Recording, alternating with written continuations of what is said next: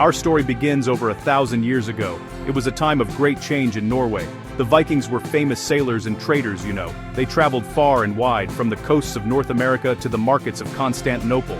In their travels they saw many new things. One of these was money.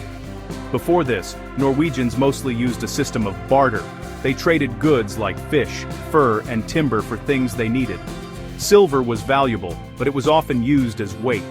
People would cut pieces from silver bars or jewelry. This was called hack silver. It was a simple but effective way to trade. But as Viking leaders grew more powerful, they wanted to be like the kings of Europe. Kings in England and France had their own coins. These coins had the king's name and image on them. This was a symbol of power and authority. The first Norwegian king to make his own coins was Olav Tryggvason. Around the year 995, he minted the very first Norwegian silver pennies. These coins were a big step for Norway. They were not just for trade, they were a declaration. They announced that Norway was becoming a unified kingdom with a strong leader. These early coins were small and thin. They were made of silver, a metal that was highly valued everywhere.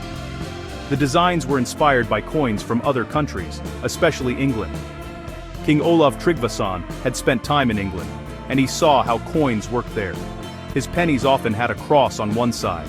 This showed that Norway was beginning to adopt Christianity. On the other side, you could sometimes see the king's name. This was very important. It told everyone who was in charge and guaranteed the coin's value. It was the start of a long and fascinating numismatic journey. The introduction of coins changed how people lived and traded. Instead of carrying around pieces of hacked silver, people could use standardized pennies.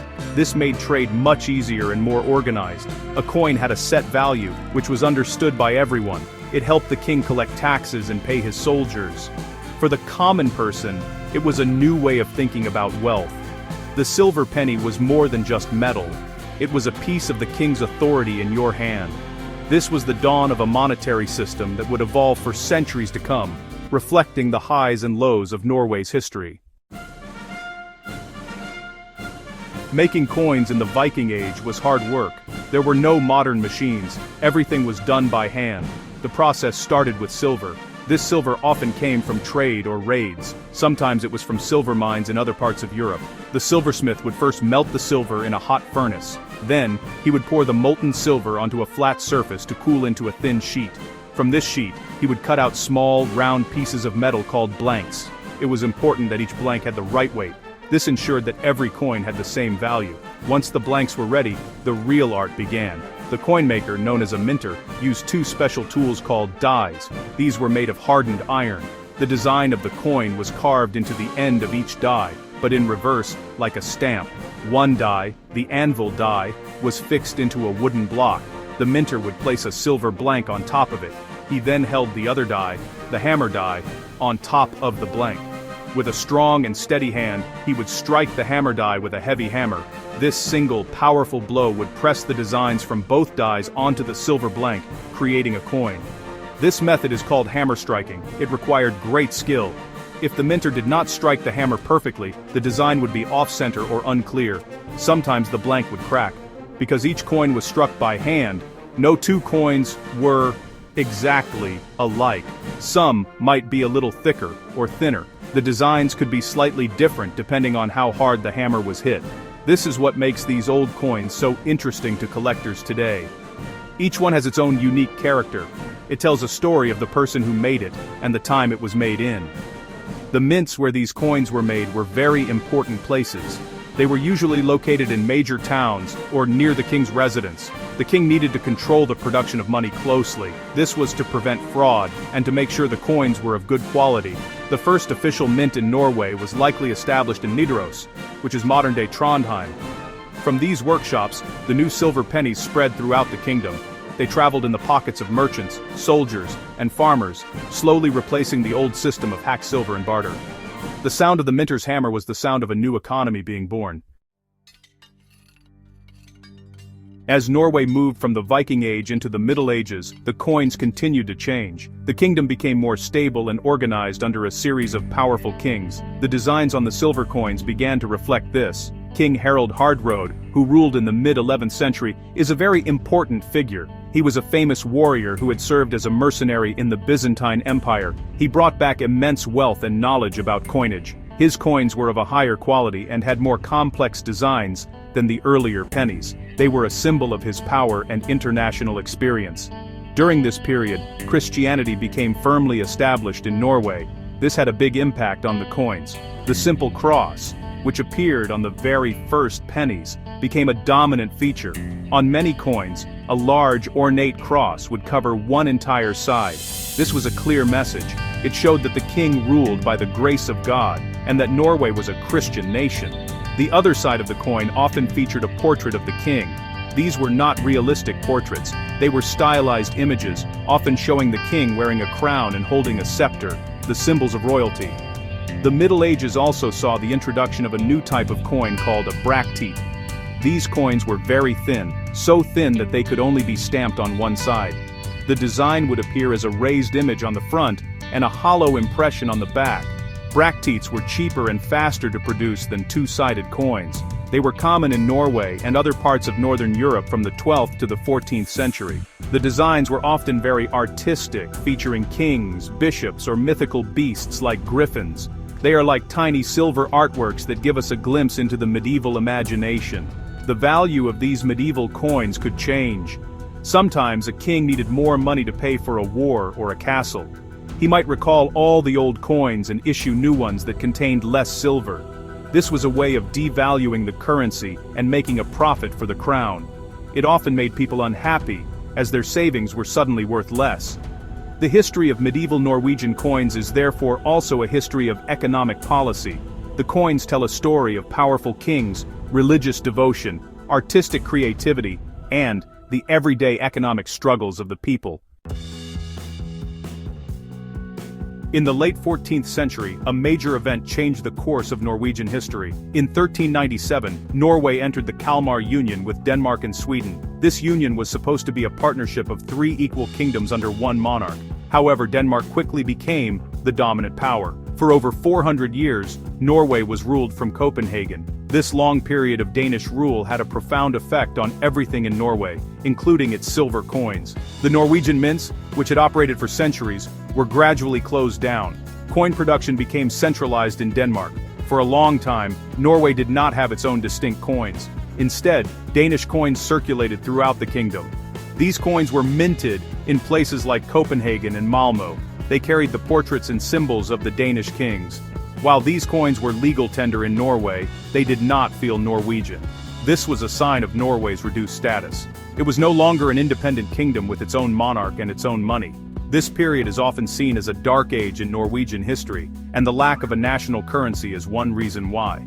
However, there were some exceptions.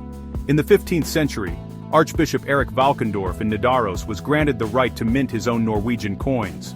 These were important because they kept the tradition of Norwegian coinage alive. Later, in the 17th century, a new mint was established in Christiania, which is the old name for Oslo.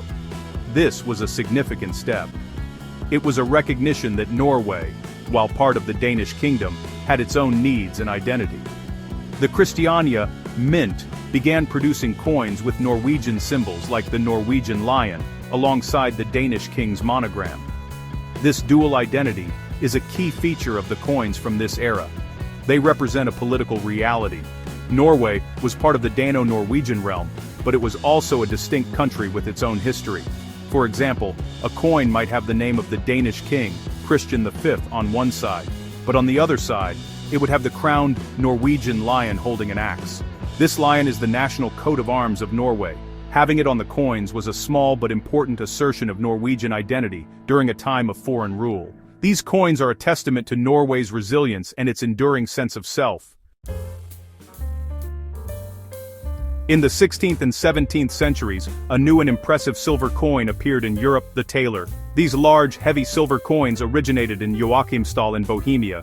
They became incredibly popular all over the world. They were known as dollars in England, dialders in the Netherlands, and riksdalers in Sweden. In Norway and Denmark, this magnificent coin was called the spesidaler. The spesidaler was the king of coins. It was made from a large amount of high-quality silver, and was trusted by merchants everywhere. It became the backbone of the Norwegian economy for nearly 300 years. The first specie were minted for Norway during the reign of the Danish kings. A very important event happened in 1623. Rich silver deposits were discovered in Kongsberg, Norway. This was a huge discovery. To process the silver, King Christian IV of Denmark founded the town of Kongsberg, and, in 1628, established the Royal Norwegian Mint there. For the first time in centuries, Norway had a major source of silver, and a mint, to turn it into coins. The Kongsberg silver mines would become one of the largest in Europe, and the mint in Kongsberg would produce beautiful silver coins for the next 300 years. The specie was a coin that commanded respect. It was large, typically around 40 millimeters in diameter, and contained about 25 grams of fine silver. On one side, it usually featured a detailed portrait of the ruling king. On the other side, you would often find the national coat of arms. For Norwegian specie, this was the proud Norwegian lion. The coins were so valuable that they were often used for large transactions like buying land or paying major debts. For smaller, everyday purchases, the specie was broken down into smaller units, like the ORT and the skilling. One specie was equal to 5 ORT, or 120 skillings. These large silver coins were part of a global story. The Spanish piece of 8, another type of taler, was the first world currency. It was used from the Americas to Asia. The Norwegian specie was part of this international family of silver dollars. In fact, the word dollar itself comes from taler. When the United States created its own currency, it based its new silver dollar on the weight and value of these popular European coins. So, when an American collector holds an old Norwegian specie dollar, they are holding a direct ancestor of their own country's most famous coin. The early 19th century was a time of great turmoil in Europe. The Napoleonic Wars raged across the continent, and Norway was caught in the middle. Denmark-Norway had sided with Napoleon. As a result, the British Royal Navy blockaded Norway. This caused great hardship. Trade stopped, and there was famine in the land. The government in Copenhagen was desperate for money to fund the war. They began printing huge amounts of paper money that was not backed by silver. This led to massive inflation. The value of money plummeted, and the state went bankrupt in 1813. People lost faith in paper money and hoarded the old reliable silver coins. The Napoleonic Wars ended with Napoleon's defeat in 1814. As punishment for siding with France, Denmark was forced to cede Norway to Sweden. This was a dramatic moment for Norway. Many Norwegians did not want to be handed over from one king to another. They declared independence, wrote a new constitution, and elected their own king. This brief period of independence was ended by a short war with Sweden. Norway was forced into a new union, but this time it was as a more equal partner. Norway kept its new constitution and had a large degree of self-government. These historic events of 1814 are reflected in the coins. For a short time, coins were minted for the independent Norway. Then, after the union with Sweden, new coins were issued. These coins showed the new political reality. The king was the Swedish king, so his portrait appeared on the coins. However, the inscriptions were in Norwegian, and the Norwegian lion was prominently displayed. The currency was still the specie. The mint at Kongsberg continued to produce these large silver coins, now under the authority of the Swedish-Norwegian king. They were a symbol of Norway's new status as a nation in union. In the 1870s, another major change occurred. Many countries in Europe were moving to the gold standard. In 1875, Norway, along with Denmark and Sweden, formed the Scandinavian Monetary Union. They decided to replace their old silver-based currencies with a new system based on gold. The old specie dollar and skilling were retired. A new currency was introduced, the krone, plural kroner. 1 krone was divided into 100 øre. The old silver coins were gradually taken out of circulation. This was the end of an era for the specie, which had been the foundation of Norway's economy for centuries. The age of silver was giving way to the age of gold.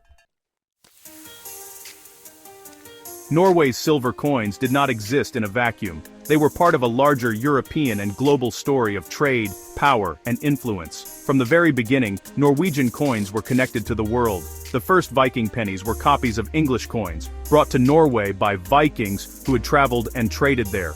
The silver itself often came from foreign lands. For example, much of the silver used by the Vikings came from the great silver mines of the Abbasid Caliphate in the Middle East, traded north through Russia. This shows that even 1,000 years ago, Norway was part of a global network. During the long union with Denmark, Norwegian coinage was directly tied to the politics of Northern Europe. The coins were Danish in design, reflecting Denmark's dominant position. However, the discovery of silver at Kongsberg changed this. The Kongsberg silver mines became famous throughout Europe. The silver was so pure and the quantity so large that it gave the Dano-Norwegian kingdom significant economic power. Specie made from Kongsberg silver were traded far and wide. They were known for their high quality and were trusted by merchants from Hamburg to Amsterdam. The Specie dollar's connection to the American dollar is a fascinating piece of world history that surprises many people. The word dollar is the English version of the German word taler. These large silver coins, first made in Bohemia, became the standard for international trade. The Spanish version, the piece of 8, was famous in the American colonies. When the newly independent United States decided to create its own currency, they modeled their dollar on this familiar Spanish coin. The Norwegian specie dollar is a direct cousin of the US silver dollar. They share the same origin and were part of the same global monetary system based on silver. Even the end of Norway's silver coinage was part of an international trend. In the late 19th century, the world's leading economic power, Great Britain, was on the gold standard. Other major countries began to follow suit. The creation of the Scandinavian Monetary Union in 1875 was Norway's response to this global shift. By adopting a gold-backed krone, Norway was modernizing its economy and aligning itself with its most important trading partners. The history of Norway's silver coins, from the first penny to the last specie, is a mirror reflecting Norway's changing place in the world. The introduction of the krone and the gold standard in 1875 marked the beginning of the end for silver as the primary metal for Norwegian money. However, silver did not disappear from coins overnight. While the most valuable coins were now made of gold, silver was still used for the smaller denominations. The new system included beautiful silver coins in values of 2 kroner, 1 krone, 50 ur, 25 ur, and 10 ur. These coins were smaller than the old speculars, but they were an important part of daily life for Norwegians in the late 19th and early 20th centuries. These new silver kroner coins were designed to reflect a modern and independent-minded Norway. After the peaceful dissolution of the Union with Sweden in 1905, Norway had its own king again, Håkon VII. The coins minted during his long reign are very popular with collectors. They feature his portrait and the Norwegian coat of arms. They circulated widely and were used by everyone, from fishermen buying supplies to children buying candy. For several generations of Norwegians, the feel and jingle of silver coins in their pockets was a normal part of everyday life. It was a tangible symbol of their nation's prosperity and stability. The 20th century brought 2 world wars and great economic challenges. These events had a big impact on coinage. During World War II, Norway was occupied by Germany. Resources were scarce. The production of silver coins stopped. Instead, coins were made from cheaper metals like zinc and iron.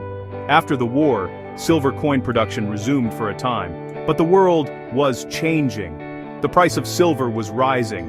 It was becoming too expensive to use for circulating coins. The value of the metal in the coin was becoming worth more than the face value of the coin itself. The final curtain fell on Norwegian silver circulation coins in the 1960s. The last silver 1 krone coin intended for everyday use was minted in 1967.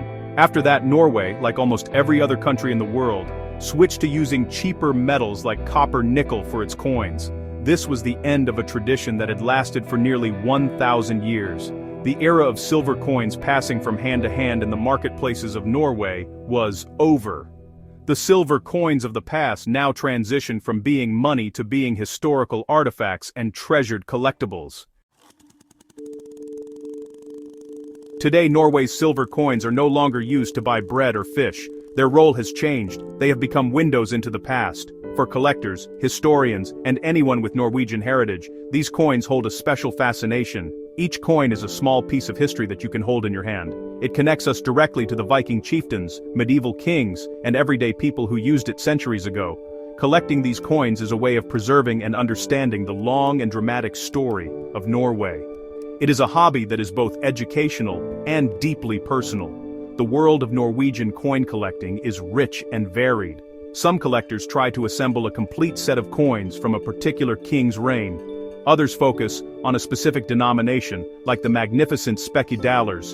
Many people are fascinated by the medieval bracteates, with their unique and artistic designs.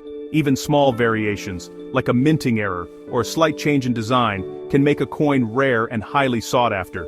Catalogs and books, like the one I help write, provide collectors with the information they need to identify their coins and learn about their history. For people with Norwegian roots living in America and elsewhere, these coins are a powerful link to their ancestry. A silver coin minted in Kongsberg in the 18th century could have been in the pocket of an ancestor who lived in a small, farming valley.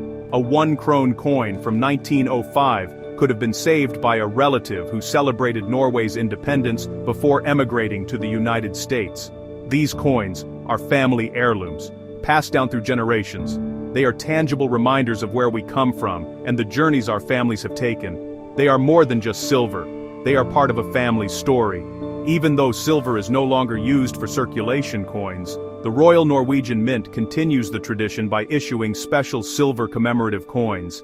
These coins are made for collectors. They mark important national events, celebrate famous Norwegians, or highlight Norway's beautiful nature.